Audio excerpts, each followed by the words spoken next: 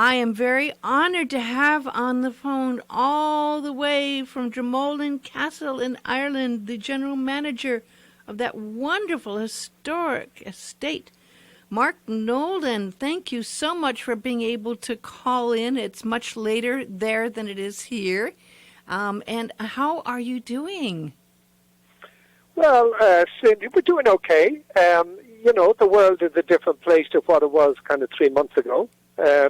We opened again last Friday with a lot of protocols, but we found out we did a survey with a lot of our guests, and they said, look, we do want to feel safe, but we also want to remember the castle that we dearly love. So it's been an extra challenge for us to put in the protocols and the PPE and all those things.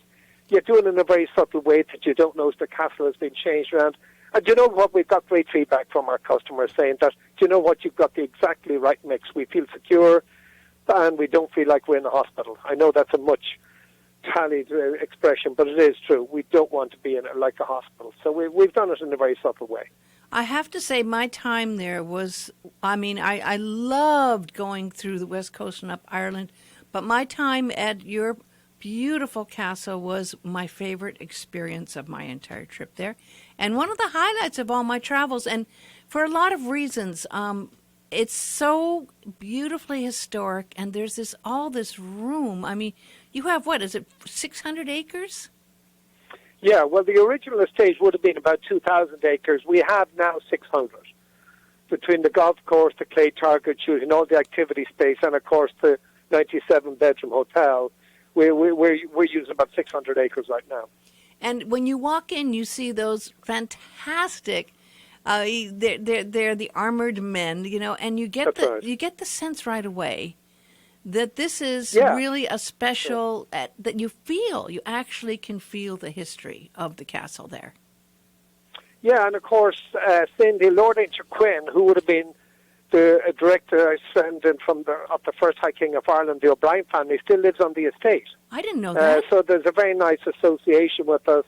He often gives talks on the history of it, and his aunt, Gronia Weir, who actually lived in the castle as a child, also comes over and visits us, and is very, very special and a lovely lady. Well, isn't that amazing? And you've maintained that feeling. Of course, thank gosh you have a lot of space in your dining room. It's a very large dining room, so I'm sure that helps with spacing the tables out and everything. Absolutely. Yeah. The space is a great advantage, and I feel sorry for a lot of my restaurant colleagues who are going to be very challenged to keep this social distancing, and hopefully it won't put them out of business, but it is a concern. Well, I know it must have been a major decision. Of course, here in Hawaii, a lot of the hotels are still going to be closed for months, and because we got it a lot later than Europe got it. And I really want to plan to go, but I'm hoping everything gets changed. The restrictions right now are limiting us to EU. I would imagine that also is true for going to Ireland at this point.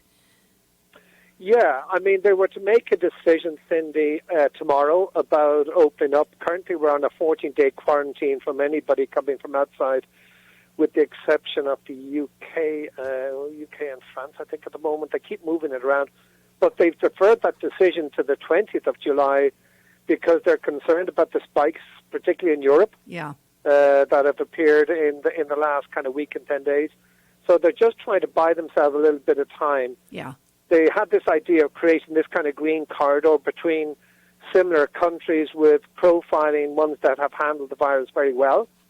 And I think some of those that were on that list were meant to be safe to go to and travel from to Ireland have now become unsafe in the view of the Irish government.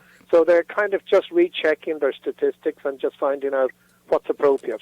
Well, most of my friends who travel a lot are at this point planning to travel come October, and some are traveling come November and December. And I want to talk about the fact I was there, it had been 3 years ago, in October, and it was an absolutely beautiful time of year. Fall there is very magical, and of course having all your beautiful countryside is very special as well. But when I was there, I mean, I think I got 1 day of rain, but I stayed there for a week, and I could have stayed there much longer. I could have stayed there the whole 14 days, but I mean, it does feel very nice. So let's talk about the seasons and how I know your hotel tries to reflect the seasons, and you have some special things going on for Christmas as well. Yeah, absolutely. Well, I mean, I suppose traditionally our high season is the 1st of May to the end of September, and we're a very attractive destination to North Americans. 70% of our business, 75 over those months comes out of North America. So, right this year we're all Irish, so it's quite a cultural change for us all to adapt to our own people, if you like. Mm-hmm. Then we've got our shoulder seasons, which are either side of that. That would be April and October, and then we go into the winter season, which is November to March. Mm-hmm. We do a super New Year's Eve program and a Christmas program. And we do, you are absolutely correct, Cindy. October can be a stunning month. It's the real fall. They get all the lovely colours in the trees. And all the tourism activities are still available. All our activities are still available. And it's much easier to get around. It's less busy, and our rates are much more competitive. And when we get into shoulder season, we drop our rates by up to 30-40%. Wow. And then maybe a further 20% into winter. That's amazing. What is it like there? What's the weather like, and what is it like? Do you get snow at Christmas time? We can. Sometimes we will regard ourselves as lucky to get snow. We see it as a beautiful benefit because, particularly in the castle, it's castle with snow at Christmas time. It's just a magical thing. But by and large, we don't. Our temperatures don't vary that huge. We, in the summer, our high season would be, top temperature would be 24, 25 degrees. And then in the winter, we might go down to 10. But that's an exceptional, we'll freeze for a couple of nights, maybe around January, February. Mm-hmm. But it can be very crisp and very beautiful. You get that lovely low sunlight during the winter here, which is really so crisp and so, so invigorating. It's wonderful. Now, I know you have a lovely, lovely garden. I have to say, I spent quite a bit of time. It was really, truly like a magical garden that you had there. Of course, there were the roses, I remember, and little artwork spread throughout the garden. That's right. That's right. That was done by local artists. We met with all our local artists about 3 years ago. I said maybe 4. You've been here fairly recently, so Cindy, you've been here so though. So they said they'd love to show their art, and that's what we did in conjunction with our head gardener Dorothy Madden, who was a real magical person.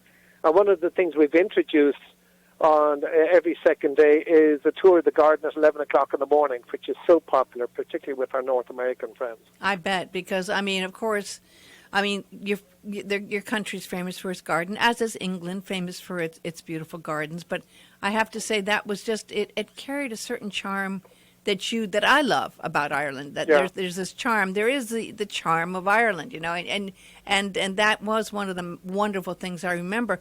I noticed in something you sent that you even have falconry. Now, are you going to be doing falconry off season, or how does that? Falconry is one of those activities you could do all around. It's on the estate. We have 20 birds of prey right now. And we were flying birds up until about half an hour ago. It's, as they say, coming up to 9:15 p.m. here in Ireland. So, the birds have been working all day. Wow, amazing. And you have a beautiful lake right in front of the castle. It's a lovely lake, very, very, very picturesque, of course. You could take so many great pictures there. I did, of course. But actually, one of the things we've introduced in newsletters, Cindy, and one of the prizes of the day are 2 cocktails with our compliments for the best Instagram image taken on the estate, and there's some wonderful things coming back from our guests. I bet. But the lake is fully stocked with fish as well, so it's nice if you go out. We'll bring you out. We'll definitely catch fish, and we'll cook them. We do a cook and release then on the other fish that you catch. So it's great, and it's a very popular activity. So tell me a little of the history. You mentioned there's still the history kind of going on, but you go back to the 16th century, don't you? Yeah. Well, the oldest parts would have been the original stables of for the O'Brien horses, and that's what we call our Queen Anne Court. Very quaint courtyard, with just a completely redeveloped garden and sitting area for people that, they have you have a door from your room out to the kind of a communal garden area. So that would be developed then. Then the main castle was built about 100 years later, And it was the stronghold of, as I said, the O'Brien family, who would have been direct descendants of the first High King of Ireland, Brian Boru, who was killed in the Battle of Clontarf in 1014. Wow. So we are steeped with history. It remained in the O'Brien family until 1975, and a North American industrialist bought it over. A gentleman bought it over, and he developed it into a 70-bedroom castle that stayed in his possession until my group took it over in '87, and they redeveloped the whole castle, added on more rooms, and that's with today. We're primarily North American investors. In fact, I'm the only Irish investor now in the castle. So typically when people go, they come. They love the fabulous. You make a good breakfast there. Yeah. You have a. Funny, I'm just working on a new breakfast menu as I'm speaking to you. I picked up on, boy, what I love it. My gosh, the lovely butter and the scones and then oh my gosh, the jams themselves. I mean, it's really a wonderful. And I remember still, you actually walk through the room and make sure everything's on. You're a very hard-working general manager, Mark, and you walk through the room, make sure everything's tipped up. I like to keep my hands on, yeah. Yes, you do.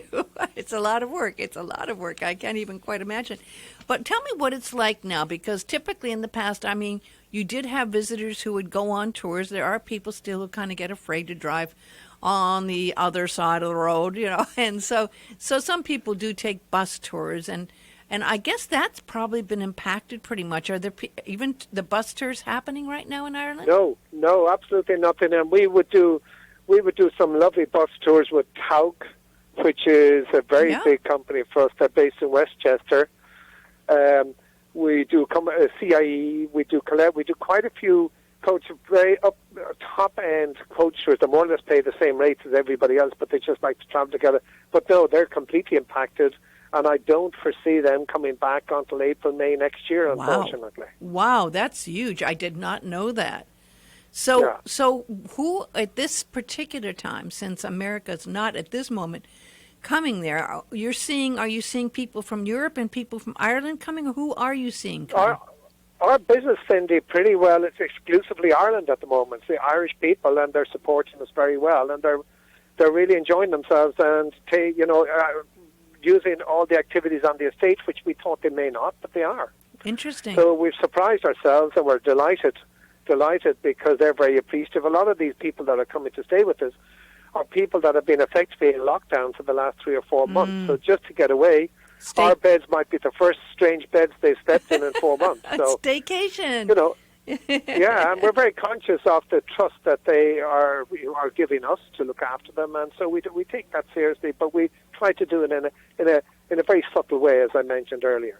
And of course, in the past, you have quite a bit of people who want to get married in that, because number one, everyone knows the pictures are so important at a wedding, and you have so many beautiful, picturesque shots you can do there.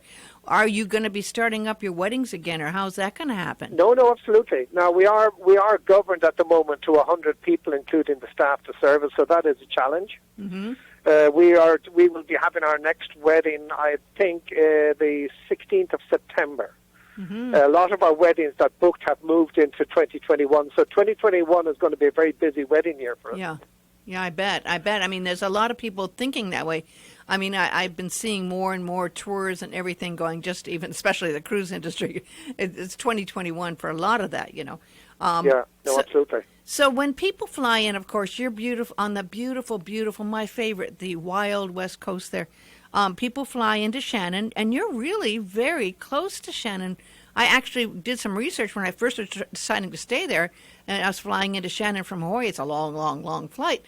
So I thought, wow, it was like, I think, only 45 minutes away from the Shannon airport, right? No, not even. Our transfer time is 15 minutes.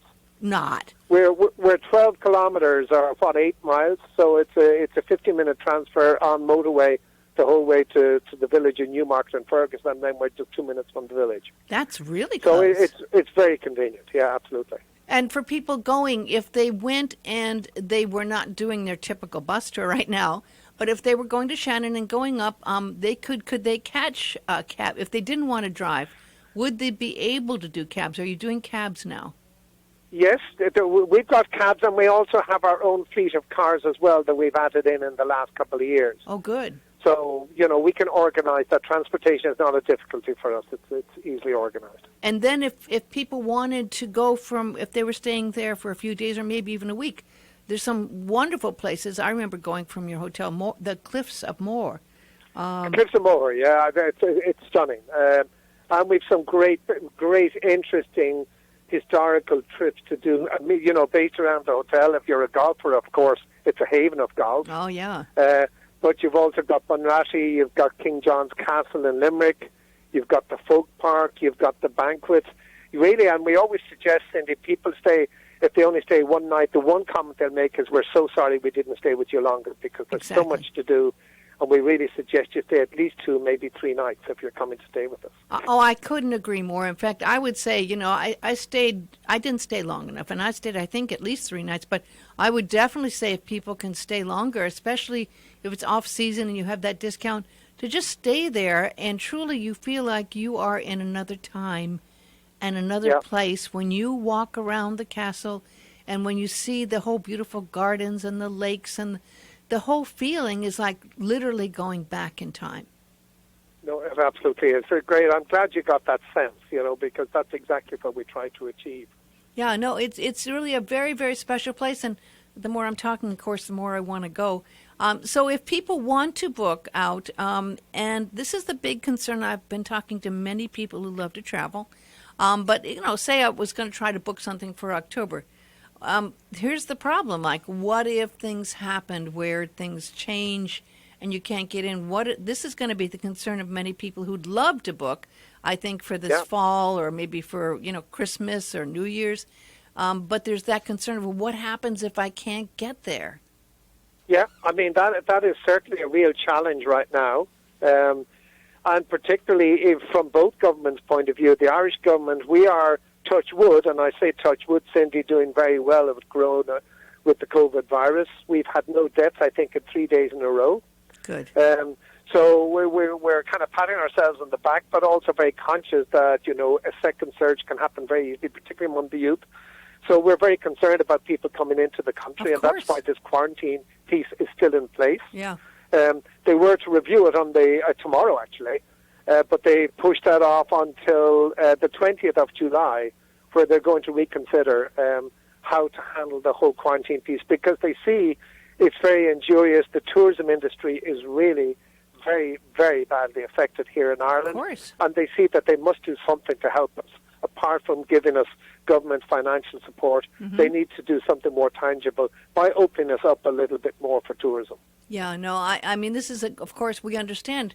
I mean, we are based on tourism here in Hawaii, and we're going through exactly the same thing, and people didn't even realize how much we were counting on it until they saw the economic impact. And you had so many people doing tours as well that would book tours, Oh, absolutely. Yeah. Absolutely. I mean, it's a major industry in this country. Yes. And everybody, without exception, has been impacted, between transport suppliers to restaurants to pubs that are opening on the 20th of July.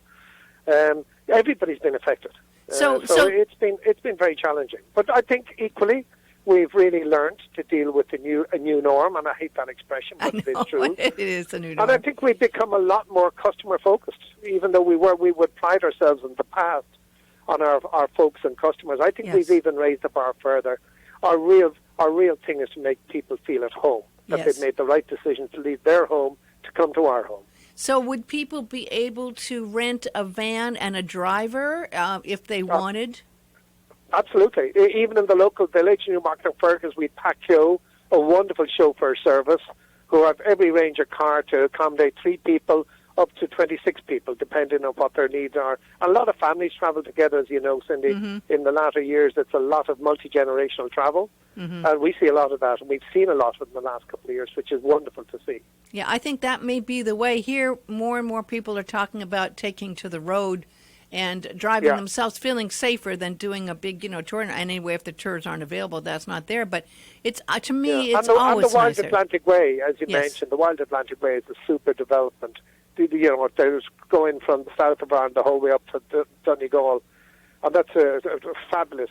They've really developed that beautifully as a tourism product. It's absolutely wonderful. It was my favorite place, and then of course I did the drive down to Cary as well, which isn't that far. But if you're doing a driver and doing it that way, you really can take your time and see what you want to see and experience it at your own leisure, which is the best way to travel, really, I think. Absolutely. Yeah. So how do people find out more about you and start planning to try to book for this year or next? And if they are going to do next, I would highly recommend doing it early, because you are going to be super busy once you get the people who are going to be back traveling next year. Well, I suppose I'd start by doing a generic search for Tourism Ireland. Mm-hmm. More specifically, I think they should have a look at our website, Dromoland Castle, which has been upgraded recently and really gives a good sense as to what we're about. It gives all our rates. It's up and shows all the nice things that we're doing at the moment in terms of rates. So that would be where I would start. But Tourism Ireland are an excellent outfit as well, and they will give you the whole sense of what Ireland is about. Well, and it is, and you have a lovely site, I have to say, and people can get on your email, and you do a lovely email as well to keep people up to date on what's going on. Keep people up to date and let them know what's going on. Yeah. You know what you might do? I saw this, and I've been seeing people do this. It's amazing. They actually are starting to do things where people can actually go around the castle, and you are on maybe Zoom or some kind of tour, and they can actually feel like they're there, and you walk them around through the site and the places and everything. And I thought, oh my gosh, because your castle, you could get lost in your castle. It's a big castle. So you can walk people around. We were afraid if we make it too real, they mightn't come and see us. Oh, no. We need you to come, and we really miss you all. Yes, well, we miss you, and I really do want to come back, and I'm going to really explore coming back this fall. Good. And because I fell in love with Ireland while I was there, and that was my favorite place. And I really thank you for your time and the effort to reach out to me, and really. It's been a real pleasure. When you're over again, we'll have chuckenders. That means a drink for the door. You know, it's a kind of a welcome drink. So I look forward to it. I look forward to seeing you all and all your listeners in Ireland very soon. So give me a good Irish farewell greeting. What would you say?